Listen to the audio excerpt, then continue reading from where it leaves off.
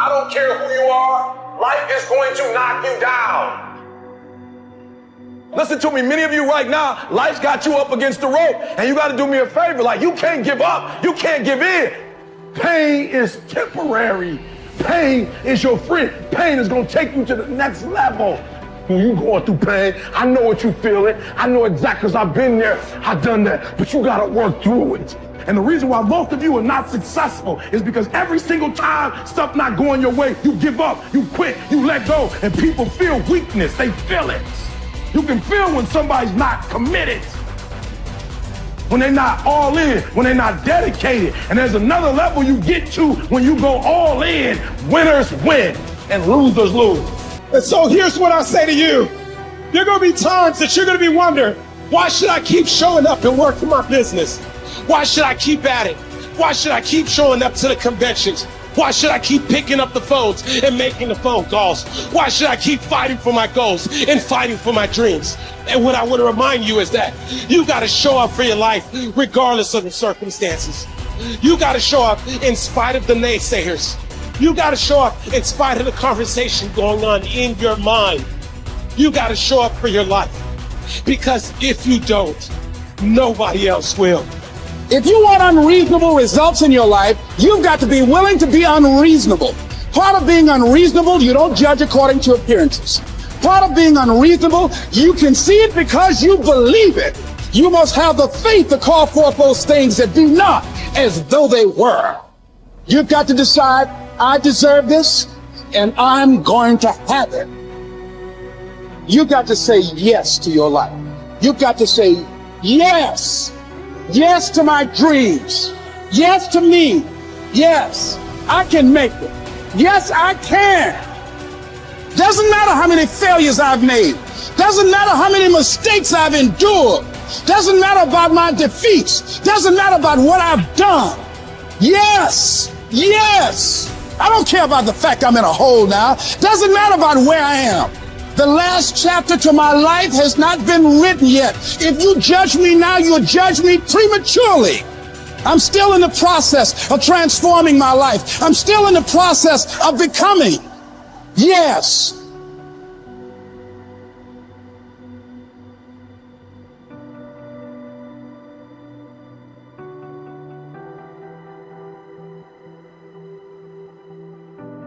The brilliance of Thomas Edison was not in his mind. It was something much more ordinary and often much less respected. I've got no imagination, he once said. I never dream. I've created nothing. If you're someone who doesn't like Edison, you might think that this is Edison admitting to stealing his inventions from other, more brilliant inventors, like Nikola Tesla. Not quite, but he did readily concede that most of the credit belonged to something other than his brain. The genius hangs around his laboratory day and night, Edison said. If anything happens, he's there to catch it. If he wasn't, it might happen just the same. Only it would never be his. What he's talking about is showing up. The incredible, underrated power of plucking in every day, putting your ass in the seat, and the luck this seems to inevitably produce. Edison lived in his laboratory and never missed a day. Like Gehrig, even when he was sick, when he was tired, or when visited by tragedy or disaster. The modern conveniences we can trace to his lab then owe far more to his body than his brain, to the compounding power of consistency rather than sheer brilliance. It wasn't about inspiration. It was about getting to work, show up and try. Get on the treadmill, pick up the violin, script out some scenes, reach out to some clients, read some reports, lift a couple weights, jog 1 mile, cross one thing off the to-do list, chase down a lead. It doesn't matter what it is. All aspects of our life benefit from this circumscribed kind of routine. Just as long as you do something every day, that is the important thing. Show up. When you're tired, when you don't have to, even if you have an excuse, even if you're busy, even if you won't get recognized for it, even if it's been kicking your ass lately, once something is done, you can build on it. Once you get started, momentum can grow. When you show up, you can get lucky. Is this still hard? Yes. But the good news is that because it's hard, most people don't do it. They don't show up.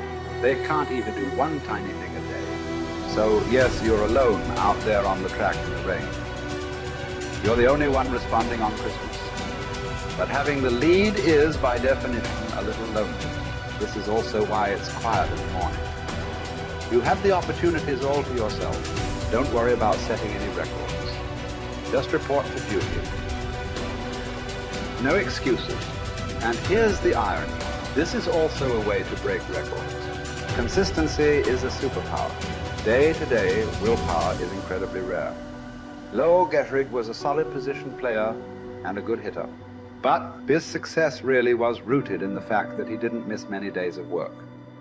It's quite likely that had he continued at his normal pace and not been stricken with ALS, that he would have put up career numbers that surpassed Babe Ruth's. Gettrig wasn't just able to show up despite injuries and fatigue. He also had to push through ennui, doubt, and just plain not feeling it. He had slumps like we all do, but he also understood what they meant. As a minor leaguer, he had struggled at the plate and thought about quitting. The Yankees' owner sent down a scout to walk Gehrig through the very basic math of a batting average. A good hitter hits 300, and hitting 350 is terrific.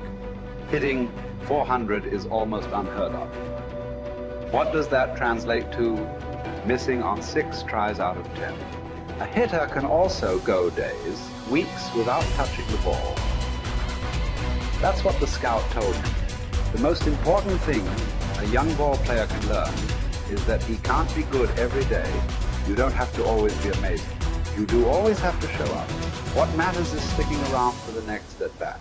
The ability to do that, coupled with the ability to endure what John Steinbeck called dawdly days while writing East of Eden. Those days when everything seems out of whack, when you're just not feeling it, when the distractions won't stop, is the first step to greatness. Literally. You cannot be great without the self-discipline to do that. One thing a day adds up. Each day adds up. But the numbers are only interesting if they accumulate in large quantities. You guys that are just getting started, you're not going to start right here. You're going to start down there. Probably in another city, another town. I grew up in Lake Charles, Louisiana. No money, raised by a single mother. I was in debt at 25 years old. First thing that I had to do in my life was not learn a new skill. First thing I had to do to get my life moving in the right direction was self-development. It is vital. It was vital for me that I improved myself and I could start depending upon me. I had to show up every day with some rituals, some disciplines, and start getting myself to trust me, not trust others, but trust myself to do the right thing every day. One of the things that I started doing was beating the sun up every morning. I'm going to beat that sun up every morning so that I have the discipline and the control over my life. So I knew, hey, before that thing pops, I'm going to pop. I'm going to get out of bed, depend on myself, get up at the same time every day. And for me, that time, regardless of where I was beat that sun up. No matter where I am, I'm going to beat that thing up. So it gives me a sense of control over my own life. Second thing,